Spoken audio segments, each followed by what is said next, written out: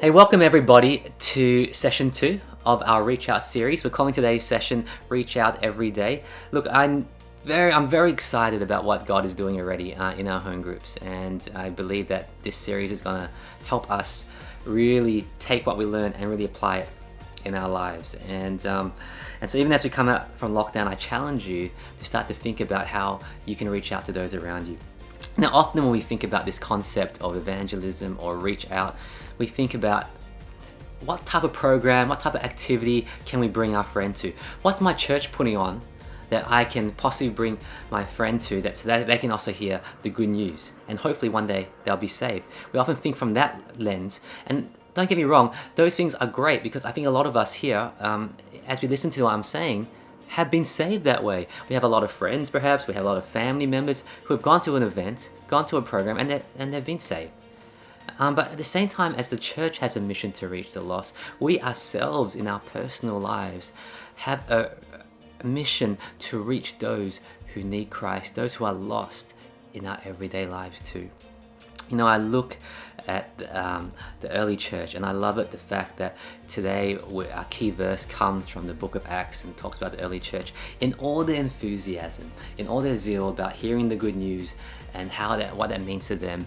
You know, in Acts chapter 5 verse 42, it says, "Day after day in the temple courts and from house to house, they never stopped teaching and proclaiming the good news that Jesus is the Messiah."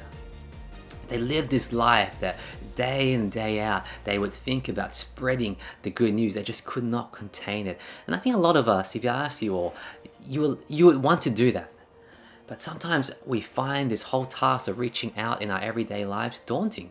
Maybe for some of us, we've gone out there and we've joined the club, and we've joined some sort of group of non-Christians, and we've thought to ourselves, this is a great opportunity for us to reach out. And you start to attend these things, you start to join these things, and you start to realize, oh, I'm the only one here that really believes this thing about Jesus, this good news that I believe in myself. And what often happens is that we find ourselves in a place where we are outnumbered, that we are the only one who believes in the good news, and it's almost like our story that we believe in, no one else believes in, and it almost seems unbelievable. And I want to say that I mean, we should still do that. We should still go out in faith and still preach the good news. But what I'm talking today, how then do we live out a lifestyle of evangelism, of reaching out in our everyday lives? How can we be better? How can we be more effective in that? You know, in Sam Chan's book, Evangelism to a Skeptical World, which we are really looking at as a foundation of this series, he talks about this concept of plausibility structures. And quite simply, it's this idea when someone tells you something, that we go through our own internal process inside of us that determines whether or not something is believable or something that is not believable. If I was to tell you two stories, and Sam uses similar examples from the book as well, but if I told you that last night, story one, last night I was sitting in my living room with my wife, Sonia, and you know what, in my backyard, a UFO landed in the backyard, and a green alien stepped down out of the UFO and came knocking on my door asking me to go to dinner. And I got up, went with my wife, got into the spaceship, and we circled around the universe a couple of times and came back before breakfast the next day. Would you believe me? I'll tell you another story, that there was a guy who lived 2,000 years ago, and he makes claim that he was 100% man, yet he was 100% God as well. And yet, at the same time as declaring that, he also said that he was born of a virgin. And at the same time, he came and he did a whole host of amazing things. He healed the sick, he delivered the demon-possessed. At the same time, he even raised the dead. Not even talking about all his other stuff he did as well. Then, one day, they decided to kill him. They put him on the cross and he died. And the story doesn't end there, because 3 days later he rose again. He came back alive and he walked the earth again, and then one day he went back up to heaven. And he also said, he left us with this message saying that if we believe in him, we might also, or we will also, live forever with him in eternity. would you believe that story? The fact that most of us here are Christians, I would say that story 2 for you is more believable. Sam in his book talks about there are 3 major influences that dictate why or why not we believe in something. He talks about the first one being your community around you. He talks about those trusted friends and family around you, that if they believe something, it's very likely they'll influence you to believe in something too.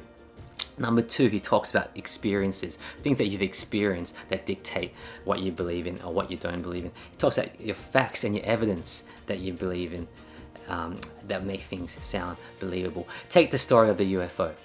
It's very unlikely that any of you have a community of trusted friends or family that actually do believe in UFOs. It's very unlikely that any of you have any experiences with UFOs. And it's very unlikely that many of you believe in any facts or evidence that points towards UFOs being real. And that's probably why you actually don't believe the first story. But take the second story for a second. It's probably quite real that right now you're sitting with your home group and you're amongst a group of trusted friends even that believe in that story. It's probably quite realistic to believe as well that some of you have really had an experience with Jesus yourself. And it's quite possible that many of you who are listening to me right now believe enough facts and evidence to suggest that this story is real. And so this is why story 2 becomes more believable to you. Where am I going with this? The fact that Sam also points to this fact that out of those 3 sources of influence that make things believable, the one that is probably the most important for us and the most influential for us is actually the community that we're part of. Here's the key idea. People will find a story more believable if more people in the community, their trusted friends and family, also believe the same story. How can we apply this? We often live in a world of 2 universes. We've got our Christian friends and we've got our non-Christian friends. Think back pre-lockdown maybe to a time where you had your last Christmas party even. How did you run that? Did you have a dinner party with your Christian friends and then maybe the next day you had a dinner with your non-Christian friends? What was it like? So for a lot of us, our 2 worlds, our 2 universes are very separate. And so when we go into our Christian world, it's fine. We can talk about all things God, they believe me, and that's easy. But when we go into our non-Christian world, we're like the only one that believes in Christ. And just like the problem that I mentioned earlier on, it's almost like we sound unbelievable because we're like the odd one out. The idea of merging our universes is a way that we can live out daily this idea of reaching out. What does that mean? It means that we need to bring together our Christian world and our non-Christian world. We need to bring together our Christian friends and our non-Christian friends, because when our non-Christian friends starts to interact with our Christian friends, there's more of us, there's more people that they can trust that believe in the same story, and then our story about the gospel, as true as we believe it, becomes more believable. Merging our universes together of our non-Christian and Christian friends takes time. And whenever we start to bring together our social connections together to build trust, to build a friendship, these things take time and consistency.